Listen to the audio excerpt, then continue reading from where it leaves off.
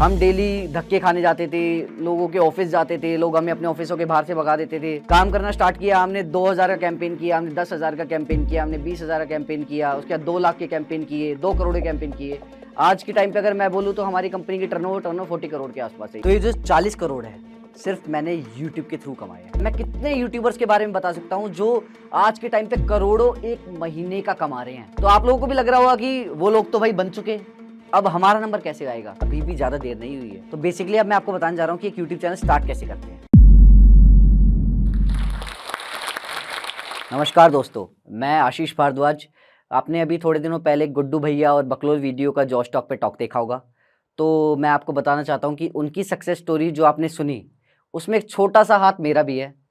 मेरा बेसिकली सोशियोपूल का हाथ है और मैं सोशियोपूल का फाउंडर। सोशियोपूल बेसिकली एक कंपनी है जिसमें हम यूट्यूबर्स को मैनेज करते हैं, उनको ब्रांड्स देते हैं और उनको आगे कैसे बढ़ना है ये सिखाते हैं।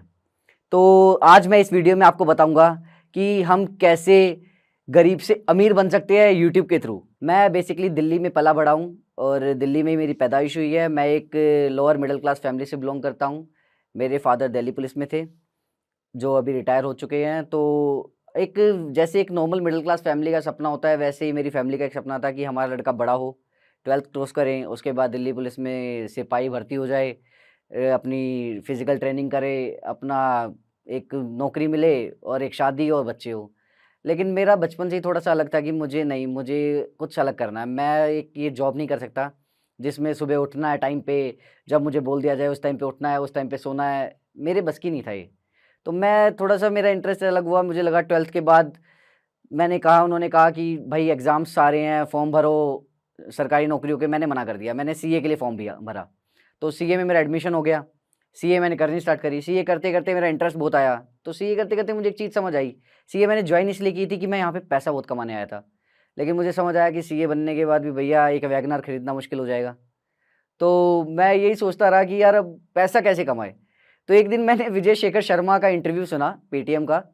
तो मुझे लगा यार ये भी तो एक सरकारी कर्मचारी का लड़का है। जब ये इतना बड़ा बन सकता है तो यार मैं कहीं तो पहुँच सकता हूँ और मेरे अंदर है भी। जब मैं सीए में आ सकता हूँ तो यहाँ भी पहुँच सकता हूँ। तो मैंने भी अपने कुछ दोस्तों के साथ प्लान बनाया कि यार एक काम करते हैं कि कुछ बिज़नेस करते हैं। तो उस टाइम ऑनलाइन का क्रेज़ बड़ा स्टार्ट हुआ था। ये बात है 2015 की। 2015 में हमने सोचा कि बिज़नेस स्टार्ट करते हैं, कुछ करते हैं। और यूट्यूब भी मतलब ऐसा कुछ नहीं था कि बहुत बड़ा था। तो हमें यूट्यूब की तरफ तो कोई नॉलेज नहीं थी। मैं बोलूँ तो उस टाइम पे मैं यूट्यूब की ज़ीरो नॉलेज रखता था। मुझे कुछ पता ही नहीं था यूट्यूब का। तो हमने कुछ बिज़नेस करने का सोचा, तो हमने सोचा कि ऑनलाइन कबाड़ी वाला बनाते हैं कि कबाड़े में बहुत बिज़नेस है, लोग कमाते हैं, सस्ते में खरीदते हैं, महँगे बेचते हैं और हम भी ऐसे ही करेंगे और हम भी करोड़पति बन जाएँगे। लेकिन उसके बाद क्या हुआ कि हमने बहुत पापड़ बेले, बहुत चप्पलें घिसी। लोगों के पास जाते, बैठते, उठते, हाथ जोड़ते, लेकिन किसी ने कुछ नहीं दिया। फिर एक दिन मेरा एक फ्रेंड मुझे मिला, कह रहा है यार देख फंडिंग जब मिलेगी, जब हमारे पास ना बल्क में बहुत ऑर्डर आएँगे, ऐसे कोई हमें फंडिंग नहीं देने वाला। तो मैंने कहा यार हमारे पास डिजिटल मार्केटिंग के इतने पैसे नहीं है कि हम इतनी बल्क में मार्केटिंग करें। तो उसने एक आइडिया दिया कि एक काम करते हैं यूट्यूब पे प्रमोट करते हैं। उसका एक यूट्यूब चैनल था। मैंने कहा ठीक कह रहा है, तू सही कह रहा है, हम तेरे यूट्यूब चैनल पे हमारी वीडियो प्रमोट करते हैं। तो हमने क्या किया, जो अपना स्क्रब फ्री ब्रांड था उसकी एक यूट्यूब की वीडियो में लगाया और प्रमोट कर दिया। प्रमोट बेसिकली क्या था, वो एक प्रैंक वीडियो थी। उसमें स्टार्टिंग में बोल दिया ये वीडियो स्पॉन्सर की गई है स्क्रब फ्री के थ्रू, अगर आपको ऑनलाइन कबाड़ा बेचना है तो यहाँ पे लॉगिन करो। वो उस टाइम की मतलब ये कहूँगा कि पहली स्पॉन्सर वीडियो थी जो किसी ने देखी थी। तो हमने उस टाइम पे प्रमोट कर दिया, हमें सीधा 10,000 ऑर्डर आ गए। अब ऑर्डर तो आ गए लेकिन हमारे पास ना उसको पूरा करने की मैन पावर, ना हमारे पास इतना पैसा कि हम इतना सामान खरीद सके। हम घर वालों के पास गए, मना कर दिया कि अपनी मर्जी से बिजनेस कर रहा है, हम तो सपोर्ट नहीं करेंगे, करता रहे तुझे जो करना है, अपना चुपचाप गवर्नमेंट जॉब करेगा तो हम सपोर्ट कर देंगे, वरना यहाँ तो हमारा कोई सपोर्ट नहीं है। अब मैं पैसे किससे मांगूँ? अब 2-3 लाख रुपए मैं ऑलरेडी दोस्तों से उठा चुका था उधार। एक 24 साल का लड़का अगर 2-3 लाख रुपए उधार ले चुका है और वो बिल्कुल डूब चुके हैं तो उसे और कौन देगा? कोई दोस्त नहीं देने वाला। तो हमारे पास ऑर्डर आ चुके थे। फिर हमने सोचा कि अब एक काम करते हैं कि इन्वेस्टर्स के पास लेके जाते हैं। लेकिन अब इन्वेस्टर्स के पास लेके जाएं तो वो ये कहेंगे जब तुम्हारे पास इतना था नहीं तो तुमने 10,000 ऑर्डर कर लिए तो तुम इसे खुद पूरा करके दिखाओ। लेकिन मेरे सामने एक डिफिकल्टी थी कि 10,000 ऑर्डर पूरा करने के लिए ना मेरे पास इतनी मैन पावर थी, ना मेरे पास इतना पैसा था। तो जब एक प्रॉब्लम आती है तो उसके साइड बाय साइड एक सोल्यूशन भी आता है। तो मुझे भी साइड बाय साइड एक सोल्यूशन आया। यार 10,000 ऑर्डर आए हैं मुझे एक वीडियो प्रमोट करने से, एक वीडियो के थ्रू प्रमोट करने से। तो अगर 10,000 ऑर्डर मुझे आ सकते हैं, तो ऐसे कितने स्टार्टअप्स ऐसे हैं, कितने बिजनेस ऐसे हैं जिनको ऐसे ऑर्डर चाहिए। तो क्यों ना हम ऐसा करें कि हम उन बिजनेसेस को भी प्रमोट करके देखें यूट्यूब के थ्रू। तो अब हमने सोचा कि अब स्पॉन्सर्स का अब हम एक अलग से एक काम स्टार्ट करते हैं, जिसमें हम यूट्यूब के थ्रू स्पॉन्सर्स बांटेंगे। तो हमने ब्रांड्स के लिए हमने सोचा कि क्या करें। तो वहां पे क्या था कि अब मेरे लिए एक नया टास्क था कि स्क्रफरी बंद करनी है, नई कंपनी खड़ी करनी है। क्योंकि स्क्रफरी में जो पैसा लगा चुका था वो तो डंप है, लेकिन अब नई कंपनी खड़ी करें तो लेकिन वही है, मुझे अमीर तो बनना था। क्योंकि मुझे एक रास्ता दिखा कि यहाँ से क्या है, मैं सीधा सेल करूंगा। अब यहाँ पे ना मुझे कोई इन्वेस्टमेंट करनी है ना कुछ करना है, मुझे सीधा ब्रांड से पैसा लेना है, अपना मार्जिन रखना है और आगे पे करना है। तो मेरा तो इसमें सूखा सूखा प्रॉफिट था, ना जेब से कुछ जा रहा था ना कुछ आ रहा था। तो बेसिकली मैं यहाँ पे बोलूँ तो मैंने अपने जो दूसरे बिजनेस की शुरुआत करी वो 0 रुपीज़। यहाँ पे मैंने कोई इन्वेस्टमेंट नहीं करी, कुछ नहीं किया, बस एक आइडिया था जिसपे मैंने काम करना स्टार्ट किया। क्योंकि वही चीज़ है, अमीर तो बनना था, लेकिन बिना पैसे के बने कैसे। तो बनने के लिए कहीं ना कहीं थोड़ा तो एक्स्ट्रा एफर्ट्स और थोड़ी एक्स्ट्रा क्रिएटिविटी दिखानी पड़ती है। तो अब मुझे ये था कि अब नई कंपनी स्टार्ट करते हैं, नई करूं कैसे, अकेला हूं। तो अकेले में मैंने सोचा कि यार किसको साथ लूं। तो मैंने अपने साथ अपनी वाइफ को लिया, जो बेसिकली आज मेरी वाइफ है, उस टाइम पे मेरी गर्लफ्रेंड थी। तो वो मेरे साथ आई। उसके बाद मेरे फ्रेंड्स थे, तो मेरा एक फ्रेंड था राहुल, उसको मैंने साथ लिया। तो हम 3 जने मिले, हम तीनों ने एक अलग से एक जर्नी स्टार्ट करने की कोशिश करी। तो हम क्या करते थे कि हमारे पास पैसे नहीं थे एक नया ऑफिस खोलने के लिए, क्योंकि वो पुराना ऑफिस मैं बंद कर चुका था, क्योंकि मेरे पास इतना कर्जा हो चुका था कि मेरे पास पैसे नहीं थे। तो हम क्या करते थे, हम कैफेज में जाके बैठते थे। हम डेली क्या करते थे, फेसबुक पे ना नए नए स्टार्टअप्स देखते थे और उनको अप्रोच करते थे कि यहाँ से हम कि किसी को तो कन्विंस करेंगे। हम डेली धक्के खाने जाते थे, लोगों के ऑफिस जाते थे, लोग हमें अपने ऑफिसों के बाहर से भगा देते थे कि नहीं मिलना नहीं मिलना नहीं मिलना। तो हमने ये जर्नी स्टार्ट की और बेसिकली बोले तो यहाँ से एक नया फेज स्टार्ट हुआ कि हमने एटलीस्ट 1 साल कोई ब्रांड नहीं किया। हम लोगों के पीछे पड़े रहे, हमें कोई इंटरेस्ट ही नहीं दिखाता था। हम लगे रहते थे, करते रहते थे, करते रहते। 1 साल बाद मुझे एक छोटा-सा ब्रांड मिला, जिसमें क्या था कि उन्हें इनकम टैक्स वो बेसिकली एक सीए था जिसे अपनी इनकम टैक्स के लिए लोग चाहिए थे। तो उसने कहा कि मैं तो सिर्फ़ ₹2000 दे सकता हूँ। तो मैंने कहा चलो कोई नहीं, 2000 से स्टार्ट कर लेते हैं। पहला ब्रांड है, कोई मिला हमें 1 साल मेहनत करने के बाद, तो हमने स्टार्ट किया। तो हमने वो जब उसका ब्रांड किया, उसके पास पहली वीडियो प्रमोट करते ही उसके पास अप्रोक्स ये लगा लो 100 के आसपास इंक्वायरीज आ गई कि हमें इनकम टैक्स रिटर्न भरवानी है। और जब उसके पास आई तो उसका इंटरेस्ट बढ़ गया, उसने हमें और अप्रोच किया, हमें और वीडियोस कराई, तो हमने उसके लिए और करी। ऐसे धीरे धीरे हमने एक पोर्टफोलियो बनाया उसका, और वो पोर्टफोलियो हमने 4 लोगों को सेल किया। या सेल करते करते करते करते हमें क्लाइंट्स पे क्लाइंट्स मिलने शुरू हुए, हमारी वीडियोस वायरल होनी शुरू हुई, लोग हमें जानने लगे क्योंकि हमने वीडियोस पे अपना लोगो लगाना शुरू किया। फिर हमारे पास क्लाइंट्स अपने आप अप्रोच करने लगे, क्योंकि लोगों को दिखा कि ये भी एक तरीका है, कोई कर रहा है प्रमोट। क्योंकि जब तक हम स्टार्टिंग में जब लोगों के पास घूम रहे थे, तब तक कोई ऐसा था नहीं ना जो अपने आप को प्रमोट कर रहा हो यूट्यूब से। क्योंकि लोगों की एक मेंटेलिटी होती है कि कोई नहीं कर रहा तो इसका मतलब वो बेकार है। तो हमें यहाँ से एक चीज दिखी कि हमने एक पोर्टफोलियो बनाया, हमने लोगों को दिखाया कि देखो जी इनको रिजल्ट आया तो आपको भी आएगा। ये देख देख के हमारे पास और लोग आए, और लोगों से हमने काम करना स्टार्ट किया। हमने 2000 का कैंपेन किया, हमने 10,000 का कैंपेन किया, हमने 20,000 का कैंपेन किया, उसके बाद 2 लाख के कैंपेन किए, 2 करोड़ के कैंपेन किए। आज के टाइम पे अगर मैं बोलूँ तो हमारी कंपनी की टर्नओवर 40 करोड़ के आसपास है ईयरली। तो हम इतने स्पॉन्सर ईयरली कर लेते हैं। और अब ये तो रही स्पॉन्सर की बात। अब हम कैसे एक मैनेजमेंट कंपनी बने एक स्पॉन्सर कंपनी से, अब उसकी जर्नी बताता हूँ। हम स्टार्टिंग में क्या होता था कि हम यूट्यूबर्स को स्पॉन्सर्स देते थे, सिर्फ स्पॉन्सर देते थे। लेकिन हमने देखा कि यार हम तो स्पॉन्सर दे रहे हैं, कोई नई कंपनी आ रही है, उनको सीधा एग्रीमेंट में साइन कर रही है, उनको लेके जा रही है।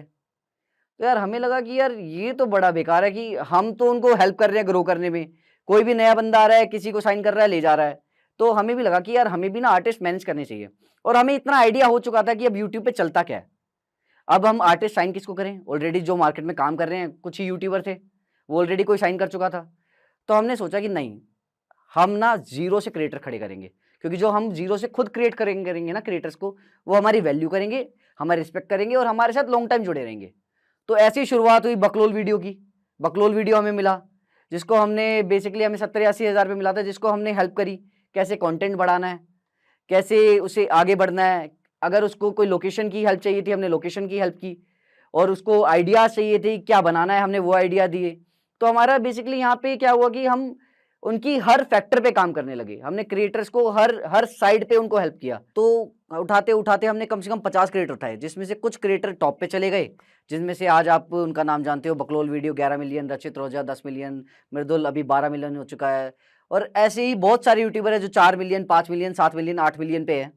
तो हमारे पास अभी करंट में अगर मैं बात करूं तो अप्रोक्स 100 क्रिएटर्स हैं जिनको हम एक्सक्लूसिव मैनेज करते हैं, और अप्रोक्स 2000 यूट्यूबर्स हैं जिनके साथ हम स्पॉन्सरशिप कैंपेन्स करते हैं। तो आज की डेट में बेसिकली हम बात करें तो सोशियोबुल अपने आप में एजेंसीज में बहुत बड़ी एजेंसी है, क्योंकि ऐसा कोई ब्रांड नहीं है जिसके साथ हम काम नहीं करते, और ऐसा कोई क्रिएटर नहीं है जिसके साथ हमने काम नहीं किया। अगर भुवन बाम की बात करें, आशीष चंचलानी की बात करें, कैरी मिनाटी की बात करें, सबके साथ हम काम कर चुके हैं। तो हम जीरो से लेके 40 करोड़ तक पहुंच चुके हैं, और ये 40 करोड़ हमें पता है एक दिन 80 करोड़ भी होंगे, एक दिन 150 करोड़ भी होंगे, क्योंकि हमने कभी नहीं सोचा था कि हम कभी 40 करोड़ की टर्नओवर तक भी पहुंच पाएंगे एक साल में। हम पहुंचे हैं।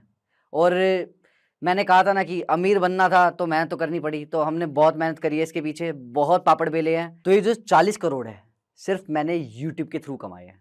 तो मैं आज के टाइम पे कहना चाहता हूँ कि यूट्यूब मेरा नहीं, बहुत लोगों के लिए भगवान है, जिन्होंने लोगों को जीरो से ऊपर पहुंचाया। मैं कितने यूट्यूबर्स के बारे में बता सकता हूँ जो आज के टाइम पे करोड़ों एक महीने का कमा रहे हैं।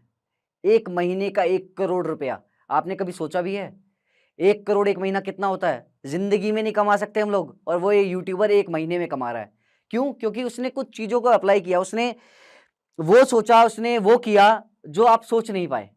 अगर आप सोच लेते हो तो आज आप उसकी जगह होते, क्योंकि उन्होंने कुछ अलग किया। उन्होंने अपनी फैमिली से फाइट की।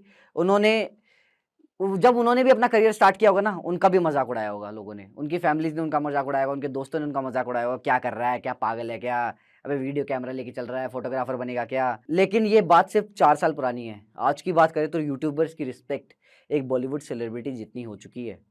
वो इतना कमाते हैं, इतना फेम है, लोग उनके फैन हैं, उनके सब्सक्राइबर्स हैं, उनको हर जगह पूछा जाता है। बॉलीवुड मूवी कोलैबोरेशंस करते हैं, मूवीज तक में जाते हैं। आपने देखा होगा कैरी अभी मूवी पहुंच गया है यार, भुवन कमर्शियल एड्स कर रहा है, आशीष कितनी सारी वेब सीरीज कर चुका है। तो यही सब चीजें हैं कि लोगों की ना अब सोच बदल चुकी है। अब यूट्यूबर्स नॉर्मल यूट्यूबर नहीं रह गए, वो एक करियर है। तो आप लोगों को भी लग रहा होगा कि वो लोग तो भाई बन चुके हैं, अब हमारा नंबर कैसे आएगा। तो मैं आपको ये बता दूं, अभी भी ज्यादा देर नहीं हुई है, क्योंकि हर बार कोई नया बंदा आता है, किसी पुराने को नीचे करता है और उससे ऊपर बढ़ जाता है। तो बेसिकली अब मैं आपको बताने जा रहा हूँ कि एक यूट्यूब चैनल स्टार्ट कैसे करते हैं। तो यूट्यूब चैनल स्टार्ट करने का मतलब ये नहीं है कि आप यूट्यूब पे गए, एक चैनल बनाया, उस पर अपना नाम लिखा, डीपी लगाई, 2 जुल्फिजुली कुछ वीडियो डाल दी, 4 दिन वीडियो डाल दी, 1 महीना वीडियो डाल दी और यूट्यूब चैनल बन गया।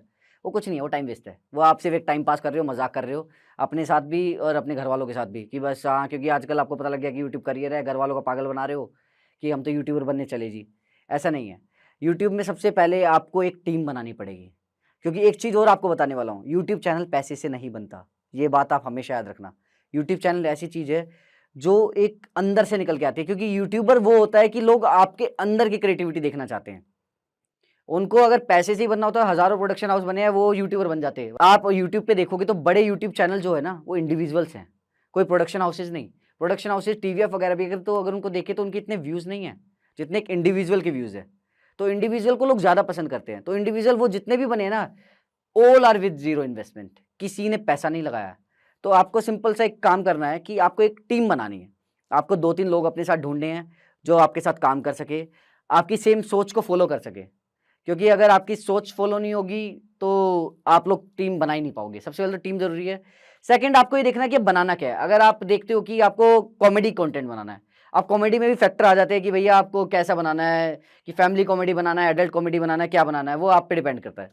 आपको उसके बाद क्या होता है कि आपको एक रेगुलरिटी बहुत ज़रूरी है, कि अगर आप कंटेंट बना रहे हो, आपने 2 महीने बना के छोड़ दिया तो आप सोच रहे हो कि भैया आप यूट्यूबर बन गए, वो नहीं है।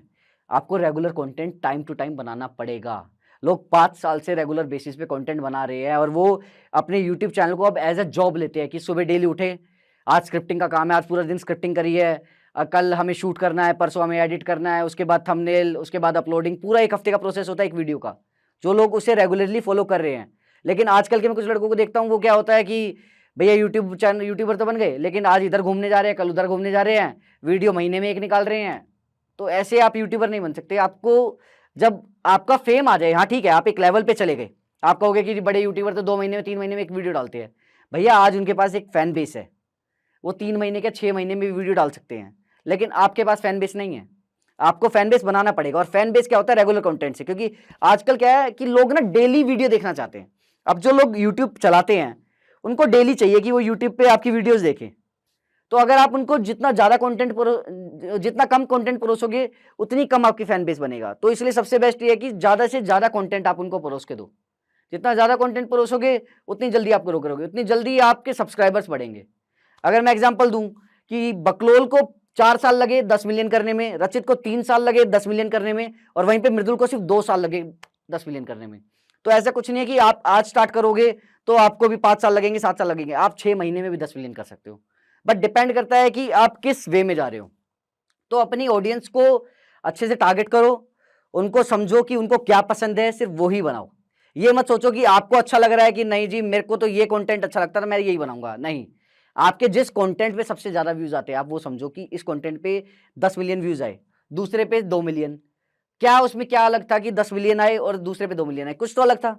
जो जिस पे 10 मिलियन आया ना उसकी समझो और उसको समझ के सेम वैसा ही कंटेंट बार बार परोसो। अगर मैं एक छोटी सी बात करूं, भुवन आज भी अपने हाथ में कैमरा लेके ही वीडियो बनाता है, क्योंकि उसे पता है लोगों को ऐसी ही वीडियो देखना पसंद है। वो प्रोडक्शन नहीं करता ज्यादा। और वहीं पे हम कितने सारे ऐसे यूट्यूबर्स हैं जो सिर्फ प्रोडक्शन दिखाते हैं, अगर वो हाथ में कैमरा लेके बनाएंगे उनकी वीडियो नहीं चलेगी।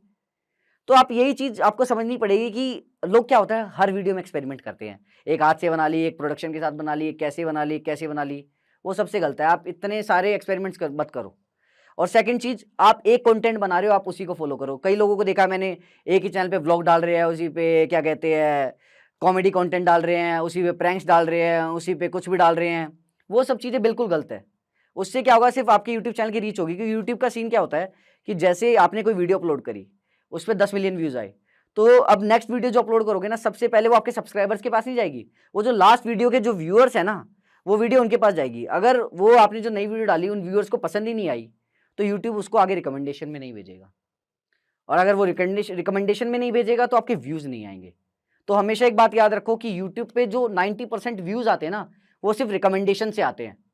तो इसलिए हमेशा अपनी लास्ट वीडियो की ऑडियंस को मत भूलो, अपनी टॉप वीडियो की ऑडियंस को मत भूलो, उसको जरूर फॉलो करो। और सब्सक्राइबर्स मैटर नहीं करते, आपके चाहे 20 मिलियन सब्सक्राइबर हो, व्यूज चाहे 20 मिलियन सब्सक्राइबर है, अगर 4 लाख व्यूज आ रहे हैं कोई वैल्यू नहीं है। वहीं पे अगर आपके सिर्फ 1 मिलियन सब्सक्राइबर हो 20 मिलियन व्यूज आ रहे हैं आपकी बहुत वैल्यू है। तो अपना फोकस ये रखो, अमीर आप भी बन सकते हो, पैसे आप भी कमा सकते हो, आप में भी कोई कमी नहीं है, आप भी मेरे जैसी हो, मैं भी आपके जैसा हूँ। तो यहाँ पे मैंने आपको यूट्यूब की एक छोटी सी चीज़ें बताई और मैं अपनी जर्नी भी आपको बताई, कुछ यूट्यूबर्स की जर्नी भी बताई कि कैसे वो छोटे से बड़े बने। तो पैसा कमाना बड़ी बात नहीं है यार, कोई भी कमा सकता है, बस उसके लिए एफर्ट्स और क्रिएटिविटी चाहिए। आप वही अगर पुराने धंधे में घुसोगे कि पापा की दुकान थी मैं भी दुकान खोल लूंगा तो मैं अमीर बन जाऊंगा, कभी नहीं हो सकता। कुछ अलग करना पड़ेगा। और हाँ, यूट्यूब कुछ अलग है आज के टाइम पे। अगर ये वीडियो देखने के बाद आपको लगता है कि आपको एंटरप्रेन्योर बनने का या बड़ा बिजनेस स्टार्ट करने का रोड मैप मिल चुका है तो रुकिए। बड़ा बिजनेस स्टार्ट करने के लिए हम सबको एक स्किल का आना बहुत जरूरी है। कम्युनिकेशन एक एंटरप्रेन्योर के लिए एक ट्रम्प कार्ड की तरह होता है, और आज के हाइपर कनेक्टेड जमाने में इंग्लिश कम्युनिकेशन जैसी ग्लोबल स्किल का होना बहुत ही ज्यादा इंपॉर्टेंट है।